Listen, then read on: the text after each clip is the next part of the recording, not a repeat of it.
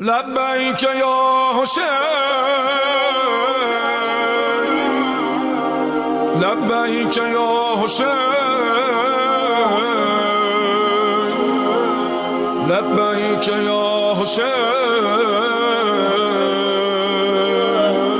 لبیک یا حسین. بسم اللہ الرحمن الرحیم. السلام علی الحسین وعلی علی ابن الحسین وعلی اولاد الحسین وعلی اصحاب الحسین. خواتین حضرات، آپ سب لوگوں کو خوش آمدید کہتے ہیں. جب ہم کربلا کی بات کرتے ہیں، میدان کربلا کی بات کرتے ہیں، تو یہ وہ میدان ہے جس سے انسان کو بہت سارے لیسنز ملتے ہیں، بہت سارے اسباق ہم سیکھتے ہیں.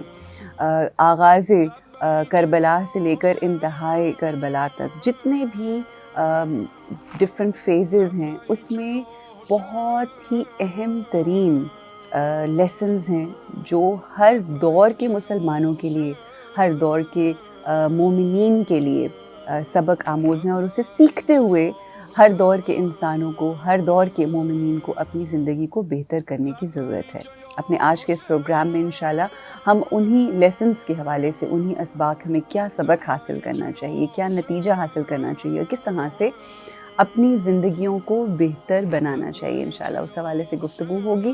ہمارے ساتھ جو ہماری مہمان ہیں بہت ہی محترم ہیں، میرے لیے خوبصورت گفتگو کرتی ہیں اور بات کو سمجھانے کی کوشش کرتی ہیں.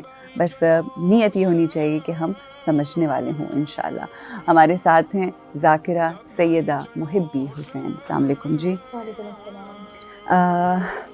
محبی صاحبہ، کربلا کا میدان، آغاز کربلا، اور جو جس طرح سے تیاری ہوتی ہے، پریپریشن ہو رہی ہے. جب امام حسین علیہ السلام اس دنیا میں جب آئے، ان کی آمد ہوئی، تو آغاز کربلا اسی وقت ہو گیا تھا، تیاریاں اسی وقت شروع ہو گئی تھیں. اس حوالے سے کیا آپ کہنا چاہیں گی، کیا بتانا چاہیں گی؟ اعوذ باللہ السمیع العلیم من الشیطان اللعین الرجیم. بسم اللہ الرحمن الرحیم. الحمد للہ رب العالمین، الصلاۃ والسلام علی اشرف الانبیاء والمرسلین. دیکھیے، کربلا کا آغاز اگر آپ کہیں تو میں سمجھتی ہوں کہ جب سے اللہ تعالیٰ نے انسان کو خلق کیا، اس وقت سے یہ جو فلسفی ہے کربلا کی، وہ تخلیق میں آ گئی، کیونکہ حق اور باطل اسی وقت ڈیفائن ہو گیا. جس طرح سورہ شمس میں اللہ تعالیٰ نے کہا کہ اللہ تعالیٰ نے جو انسان کا نفس بنایا، اللہ تعالیٰ نے قسم کھائی ہے سورہ شمس میں، جیسے کہ آپ جانتی ہیں کہ بہت ساری قسمیں کھائی ہیں اللہ تعالیٰ نے. والشمس وضحاها والقمر اذا تلاها. سورج کی قسم کھائی کہ جب وہ اپنی پیک پہ روشنی دے رہا ہو. چاند کی قسم کھائی کہ جب وہ سورج کے پیچھے پیچھے چلتا ہے، جو کہ 4 مخصوص راتوں میں. اس طرح مختلف قسمیں کھائیں. وَنَفْسٍ وَمَا سَوَّاهَا، کہ نفس کو ہم نے بڑا بیلنسڈ بنایا ہے، اور اس میں حق اور باطل دونوں کی صلاحیت رکھتی ہے، نیکی کی بھی اور بدی کی بھی. یہ قرآن کے الفاظ ہیں سورہ شمس. مطلب ہر نفس کے اندر اچھائی بھی ہے، برائی بھی ہے. اچھا، نفس لوامہ وہ نفس جو برائی پہ ملامت کرتا ہے، جس کو کہتے ہیں ضمیر کی آواز. ٹھیک ہے. اور جب انسان کوئی برا کام کرنے لگتا ہے، چاہے وہ مسلمان ہو یا اس کا تعلق کسی بھی مذہب سے ہو، وہ جو ضمیر کی، جو اس کی کانشنس کی آواز ہے، جیسے کہ ایک مرتبہ یہ سکھوں کے بہت مشہور گرو نانک کا نام سنا ہوگا. بالکل. جو ایک مرتبہ ایک سکھ نے، کسی نے آ کے سوال کیا کہ آپ مجھے سمجھائیے کہ یہ جو امام حسین علیہ السلام کا فلسفہ کربلا ہے کیا ہے. اچھا. تو بابا گرو نانک نے ان کو جواب دیا کہ تم ایسا کرو، گھر جاؤ اور جا کر اپنی بہن سے نکاح کر لو. کیا تم ایسا کر سکتے ہو؟ اس نے کہا نہیں، میں تو ایسا نہیں کر سکتا. کہا یہ جو تمہارے ضمیر کی آواز ہے، سبحان اللہ، یہ جو تمہاری ضمیر کی صداقت، جو سچ کی گواہی، جو انسان، جو اللہ تعالیٰ کی روح انسان، ہر انسان کے اندر ہے، صرف مسلمانوں کے اندر نہیں. جب اپنی روح اس نے پھونکی ہے نا، اور قرآن نے گواہی دی نفخت فیہ من روحی، اپنی روح پھونک دوں، تو نفس کو بیلنس بنایا. تو وہ جو نفس لوامہ ہے، قرآن کے الفاز ہیں، جو ملامت کرتا ہے برائی، جو انسان کو اس برائی سے روک لیتا ہے. یہ تو ایکسٹریم ایگزامپل ہے، ٹھیک ہے. یعنی آپ کے کہنے کا یہ مقصد انسان کے اندر جو انٹرنزک اچھائی ہے، جو اس کی قدرت، اللہ تعالیٰ نے کہا کہ ہم نے لقد خلقنا الانسان فی احسن تقویم، اس کو بہترین تقویم پہ پیدا. وہ جو اس کی احسنیت ہے، وہ جو اس کے اندر نیکی ہے، جو اچھائی ہے، جو اللہ تعالیٰ نے اپنی خوبیاں انسان میں ودیت کی، اس لیے اشرف المخلوقات بنایا، وہ چیز ہے حق. نفس لوامہ اس کو ریپرزینٹ کرتا ہے. پھر قرآن نے کہا فَأَلْهَمَهَا فَجُورَهَا وَتَقْوَاهَا، کہ نفس میں ہم نے بدی کی بھی صلاحیت رکھی ہے اور نیکی کی بھی. ٹھیک ہے.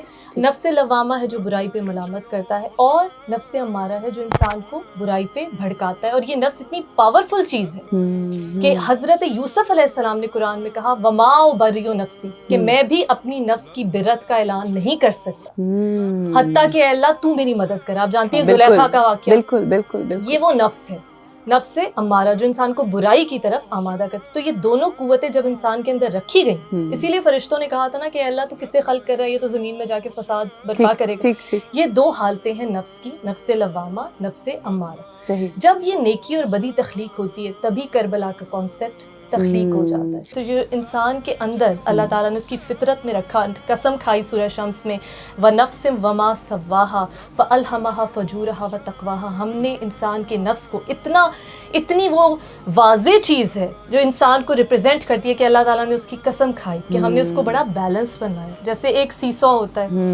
بچوں کا جھولا, کے ایک طرف وزن ڈالے یا ترازو کے دو پلڑے, کہا کہ اس میں برائی سے بچنے کی نفس لوامہ جو آواز دیتا ہے, کانشنس کی آواز, جیسے گرو نانک نے کہا, فلسفے کو سمجھایا, کانشنس کی جو ضمیر کی آواز ہے ہر انسان میں جب وہ کوئی برائی کرنے لگتا ہے, چاہے کہ اس کا تعلق کسی مذہب سے. اور دوسرا نفس امارہ جو آپ کو برائی کی طرف, جس میں ٹیمپٹیشن ہے, جس میں شہوانیت ہے, جس میں لالچ ہے, جس میں حسد ہے, کوئی بھی نیگیٹو تھاٹ جو آپ کو کسی سے بدلہ لینے کی, کسی پہ غصہ آ جائے, کسی سے حسد ہو جائے, اپنے تکبر کو پروموٹ کرنے کے لیے, وہ سب نفس امارہ. سو یہ حق اور باطل جب کریٹ ہوئے, جب انسان کا نفس کریٹ ہوا, اسی وقت یہ کربلا کریٹ ہو گئی, برپا ہو گئی, کیونکہ اللہ تعالیٰ نے اس کی معراج دکھانی تھی کہ جب انسان, جس طرح مولا علی علیہ السلام کا ایک کال جو پچھلی نشستوں میں بھی ہم نے بار بار بیان کیا کہ مولا علی علیہ السلام نے ایک مرتبہ فرمایا کہ انسان میں عقل اور خواہش دونوں موجود ہیں. فرشتوں میں عقل ہے, جانوروں میں صرف خواہش. انسان میں دونوں ہیں. یہ وہی بات ہے نفس امارہ نفس لوامہ. اور مولا نے کہا کہ جب انسان کی عقل اس کی خواہش پہ حاوی آ جائے تو وہ فرشتوں سے بھی افضل ہو جاتا ہے, اور جب اس کی خواہش اس کی عقل پہ حاوی آ جائے تو وہ جانوروں سے بھی بدتر ہو جاتا ہے. کربلا کا میدان کیا ہے؟ ایک طرف انسان کے روپ میں ہم کہتے ہیں نور ہے, مانتے ہیں پنجتن پاک ہیں, تو انسانی شبیہ میں ہمارے لیے درس گاہ ہے. انسانی شبیہ میں ایک طرف رشتے ہیں, ناطے ہیں, باپ بیٹے, بھائی پھپھیاں, خالائیں, وہ انسان کی شبیہ میں ہے. ایک طرف آپ ان کو دیکھیے کہ فرشتوں سے افضل ہو گئے, اور ایک طرف آپ ان انسانوں کو دیکھیے کہ حیوان سے بدتر.